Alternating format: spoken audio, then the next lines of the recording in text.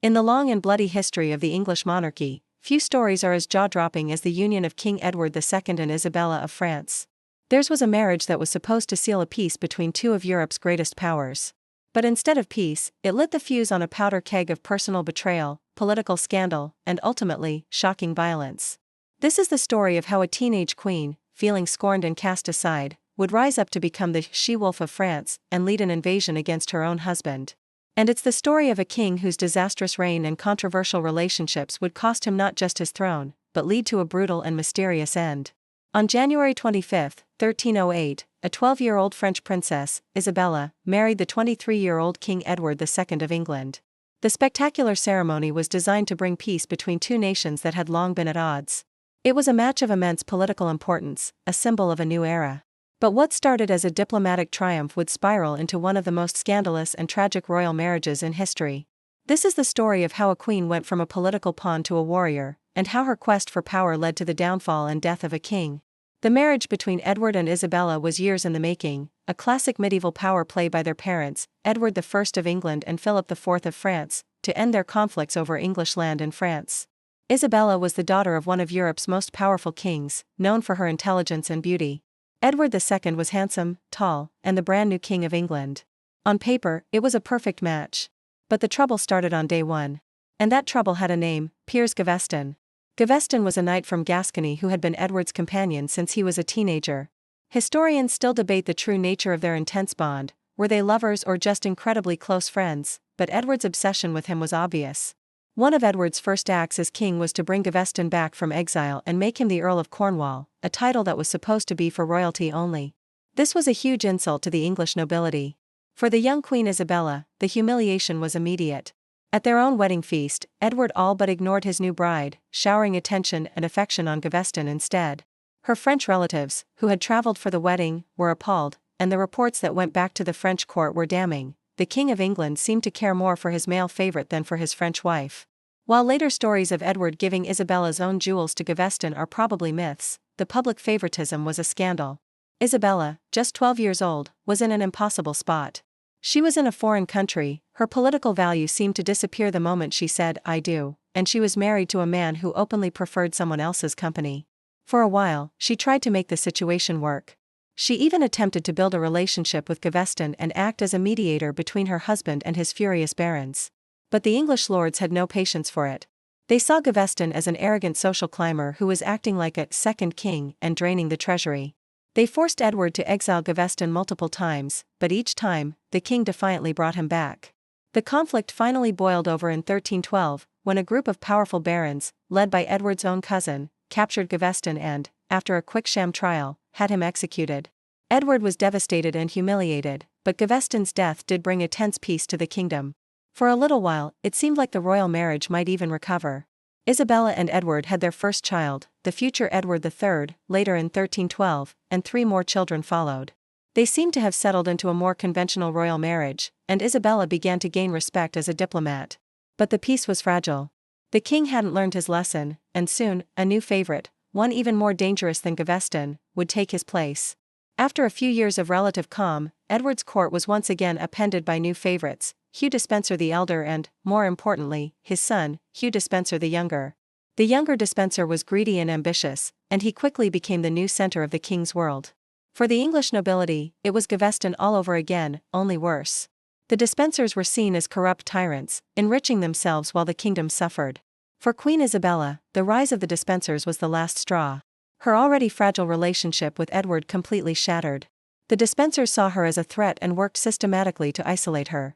In 1324, using a war with France as an excuse, they convinced Edward to confiscate all of Isabella's lands and income. Her French staff were arrested and thrown in prison. Stripped of her property, her political influence, and her allies, Isabella was a queen in name only. She was trapped, powerless, and living in fear of the Despensers.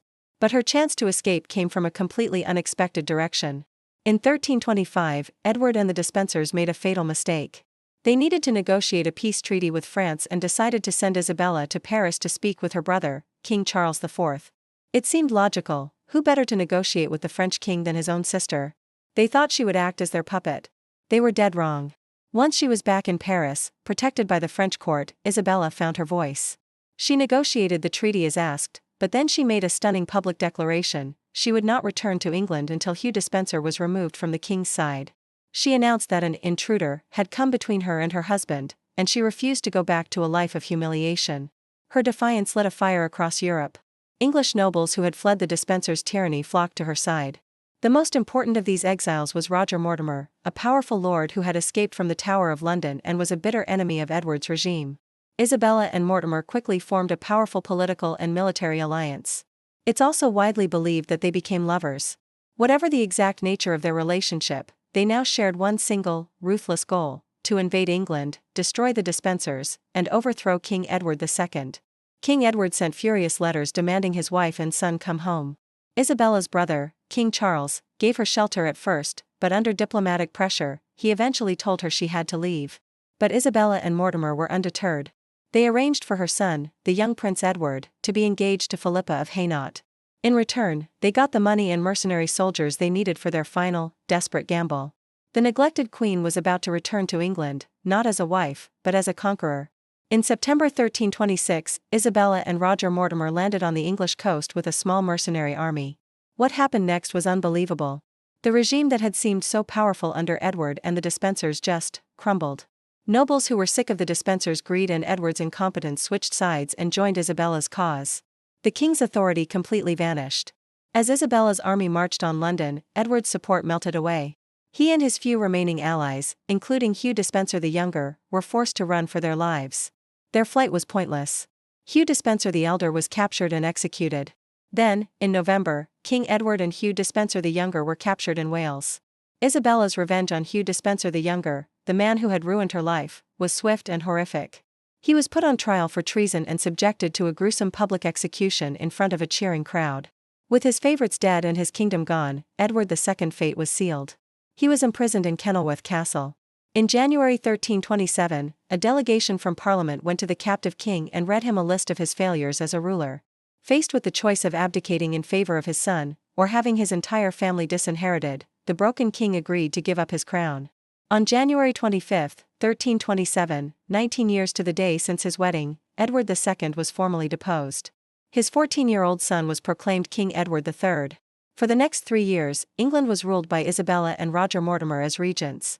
They had won, but their rule was unpopular. Then, in September 1327, it was announced that the former king, Edward II, had died in Berkeley Castle. The official story was that he died of natural causes, but almost no one believed it. Rumors spread of a gruesome murder, perhaps ordered by Isabella and Mortimer to remove the final threat to their power. While the infamous tale of his death by a red-hot poker is likely just a legend, the true circumstances of his death remain a subject of intense debate, with some historians even speculating that he may have escaped and survived for several more years. The reign of Isabella and Mortimer didn't last long. In 1330, the young King Edward III, now almost 18, decided to take power for himself. In a dramatic nighttime coup, he had Roger Mortimer arrested and executed for treason. Isabella, the she-wolf, was finally defeated. Her son, however, showed her mercy. After a brief period of house arrest, she was allowed to live out the rest of her life in luxurious retirement, treated with respect and visited often by the king. She died in 1358. The story of Edward and Isabella is a true royal tragedy. It started as a political deal and ended in abdication, invasion, and death. Edward II's failures as a king, his destructive favoritism and his neglect of his duties, set the stage for his own downfall. But it was the personal humiliation of his queen that lit the spark. Isabella was not just a wronged wife, she was a clever and ruthless political operator who, when pushed to her absolute limit, seized her moment and changed English history forever. Their disastrous marriage led to the first forced abdication of an anointed king in England, proving that in the Game of Thrones, personal passions can be just as powerful as political armies. If you found this story of royal betrayal and vengeance compelling, be sure to subscribe to our channel and like this video for more deep dives into the most dramatic events in history. And let us know in the comments, was Isabella a vengeful traitor or a justified rebel?